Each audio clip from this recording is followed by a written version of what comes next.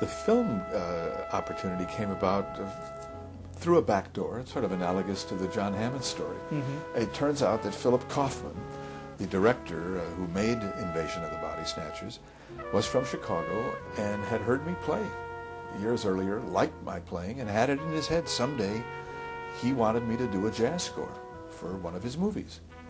So when Invasion of the Body Snatchers was just in the formative stages on the screenplay board, he called me and asked me if I would be interested in it. And at that time, the protagonist, played by Donald Sutherland, was going to be an avocational jazz man. Oh. And so it was going to be very easy for that to be the legitimacy for a jazz score. But then as the script evolved, he went from being a jazz player to a deputy public health officer, and now they wanted a 20th century classical musical score and electronics and everything. And I had no established credentials for doing that at all. So I had to convince first Phil that I could do it, and then a much tougher sell was to convince his producer, Bob Solo, that I could do it. I had this unique experience of bringing to bear everything I had ever done in music, or wanted to do, because I wanted someday to write for an orchestra and figured it's never going to happen. When will I ever have the time to do this, or access to an orchestra to play it?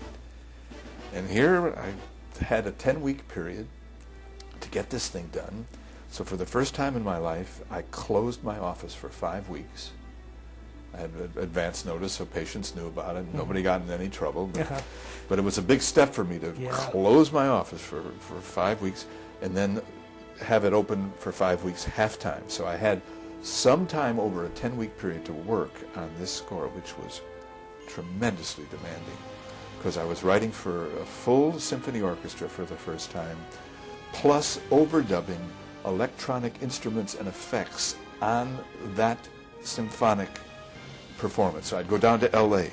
There'd be a symphony orchestra that would play the piece. I would take the tapes back to San Francisco, and I'm sitting at the 10-voice Prophet synthesizer, which was state-of-the-art Yes, back then. I had one. And it was going out of tune every cue, and I'd have to turn it off till it cooled down and turn it on again, right? Isn't that amazing? You remember that? We think it's so primitive now.